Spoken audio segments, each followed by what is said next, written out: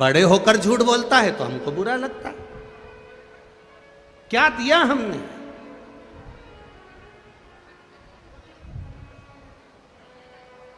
आज सबसे बड़ी प्रसन्नता का विषय यह होता है कि छोटे छोटे बच्चे 4-4, 6-6, 8-8 साल के बच्चे अपने घर से लोटा भर के पानी लेकर जब शिव जी को चढ़ाते हैं तो लगता है कि कलयुग नहीं शिवयुग चल रहा है। यह प्रसन्नता होती है। लोगों के भीतर एक विश्वास जागृत होता है कि हम मंदिर तक बच्चों को भेज रहे हैं। आप भी अपने घर के बच्चों को मंदिर तक भेजना चालू करिए। जिसके बच्चे मंदिर की सीढ़ी चढ़ते हैं उसके घर के बुजुर्ग कभी वृद्धाश्रम की सीढ़ी नहीं चढ़ते।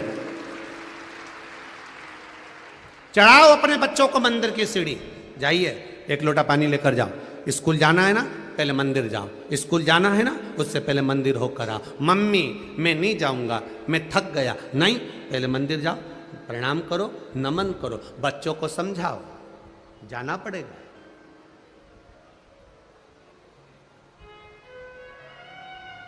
जाओ मंदिर तक, पहुंचो मंदिर तक। अश्वत्थामा 4 साल के। कृपी देवी ने कह दिया सबसे ज्यादा दूध महादेव को लगता है, महादेव को चढ़ता है, महादेव को प्राप्त होता है। बस अश्वत्थामा ने अपनी माता को प्रणाम करा, गुरु द्रोणाचार्य के चरणों में शीश नवाया और अश्वत्थामा 4 वर्ष के निकल गए। प्रहलाद जी 4 वर्ष के भजन में लग गए थे। ध्रुव जी महाराज 4 वर्ष के भजन में लग गए थे। मीराबाई 4 वर्ष की भजन में लग गई थी। कर्माबाई 4 वर्ष की भजन में लग गई थी। देव ऋषि नारद 4 वर्ष के भजन में लग गए थे। संत तुकाराम 4 वर्ष के भजन में लग गए थे। नामदेव जी 4 वर्ष के भजन में लग गए थे।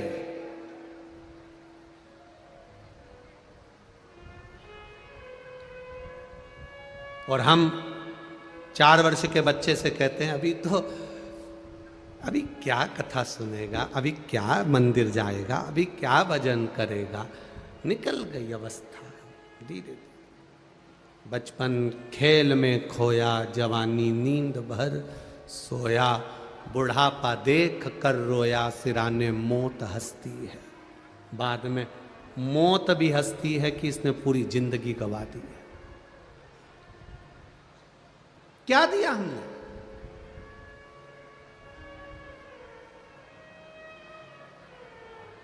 क्या प्रदान करा हमने?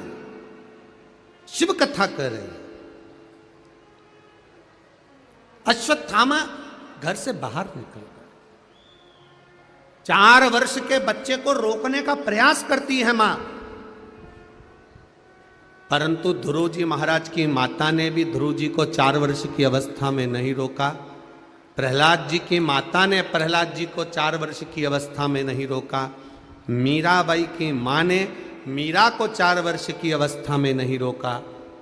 कर्माबाई की माता ने 4 वर्ष की अवस्था में कर्मा को नहीं रोका। तो यहाँ कृपी देवी ने भी अश्वत्थामा को 4 वर्ष की अवस्था में नहीं रोका। अश्वत्थामा चले गए घर से बाहर।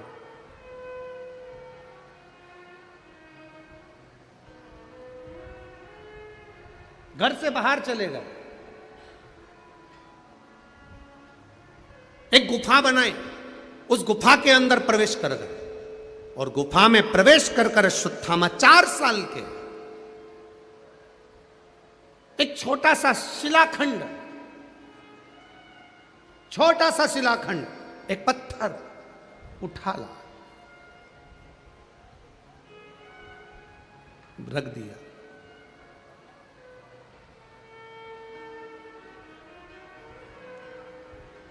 छोटा सा शिलाखंड, एक पत्थर रख दिया।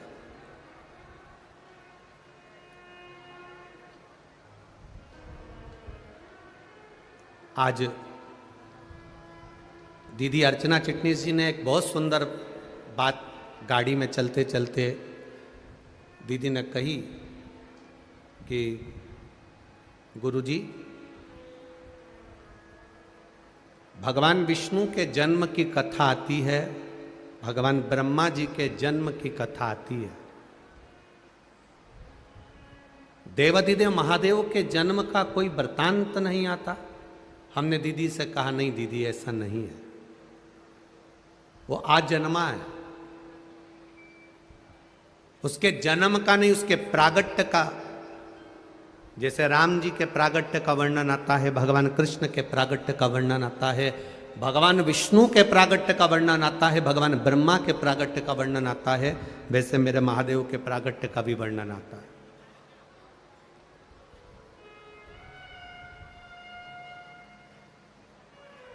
ऐसा नहीं कि मेरा महादेव प्रगटा नहीं, प्रगटा।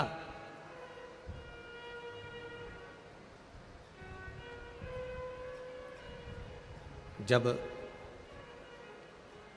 ब्रह्मा जी प्रकट हो गए भगवान विष्णु की नाभि से, बड़े ज्ञानी थे ब्रह्मदेव, बड़े ज्ञानी। तब ब्रह्मा जी ने भगवान विष्णु से प्रश्न किया, आप मेरे पिता हो, क्योंकि मेरे को जन्म देने वाले, प्रकट करने वाले आप हो, आप मेरे पिता हो।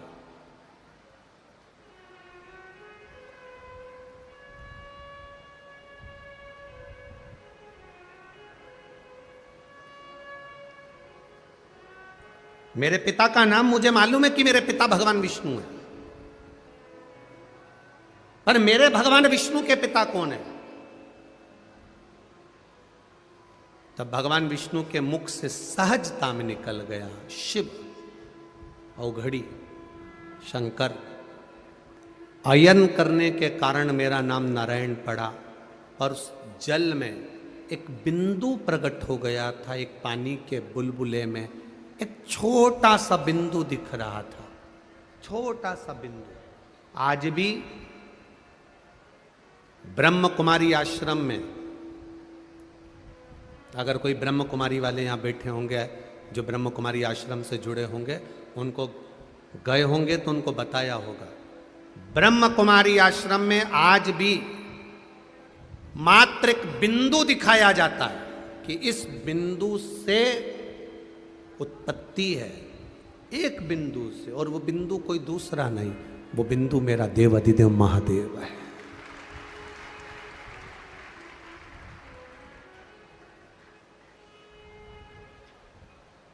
वो बिंदु कोई दूसरा नहीं है।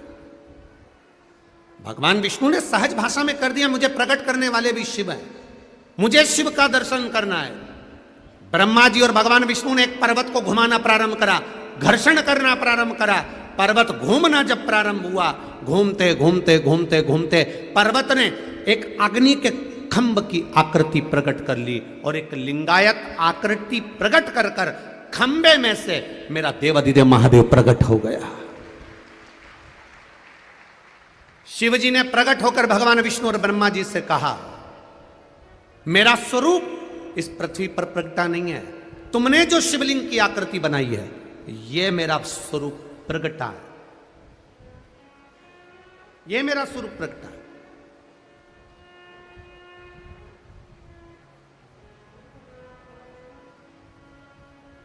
महाशिवरात्रि दुनिया के लोग मनाते हैं, अभी आ रही है। सारी दुनिया में शंकर जी और पार्वती जी की शादी होगी, पर शिव जी की शादी की तारीख तो अलग है।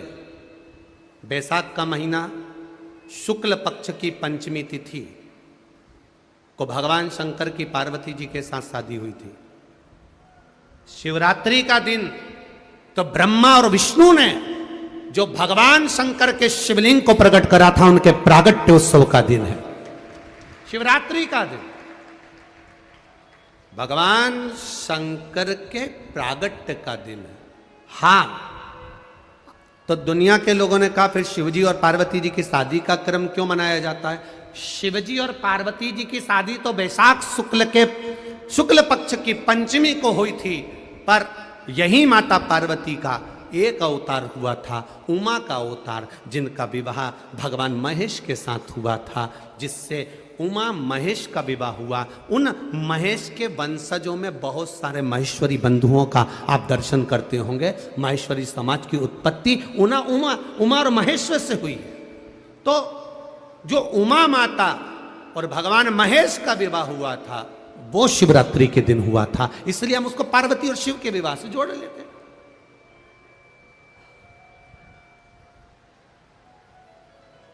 पर शिव विवाह की जो तारीख है वो बैसाख महीना, जम के बोलो कौन सा महीना है?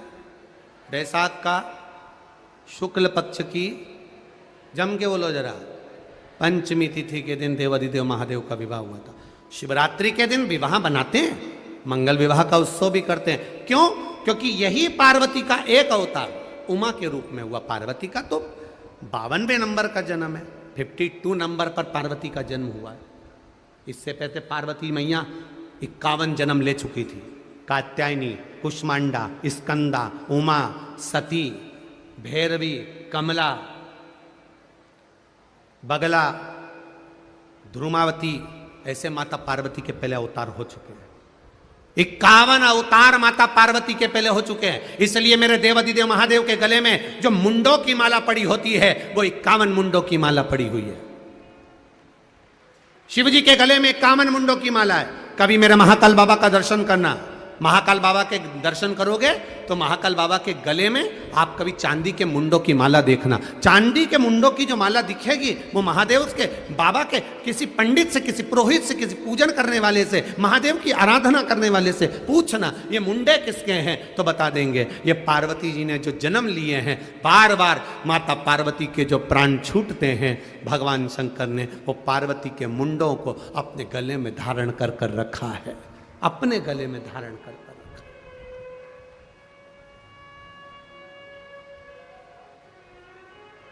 दुनिया के अपनी धर्म पत्नी से सबसे ज्यादा प्रेम करने वाले केवल एक ही हैं, वो है देव अधिदेव महादेव। इतना प्रेम करते कि पत्नी मर के भी चली गई तो उसका मुंडा अपने गले में पहन के घूमते। और आज का आदमी होता तो मरते से दूसरी का विचार कर लेता किसको लाना है। वो महादेव है, महादेव। क्या भगवान विष्णु की अष्टलक्ष्मी नहीं हुई? क्या भगवान नारायण की अष्टलक्ष्मी नहीं हुई? पर मेरे नारायण के गले में कभी तुमने अष्टलक्ष्मियों का स्मरण नहीं देखा होगा, केवल एक लक्ष्मी को देखा होगा। पर मेरा महादेव 51 चली गई, उनके मुंडों को भी अपने गले में धारण कर कर रखा है। वो मेरा देव अधिदेव महादेव है, जो नारी का सम्मान करना जानता है, स्त्री का आदर करना जानता है, सत्कार करना जानता है। किसी धर्म में दूसरे धर्म में नारी का जितना सम्मान नहीं होता उतना सनातन धर्म में होता है, उतना सनातन धर्म में होता है।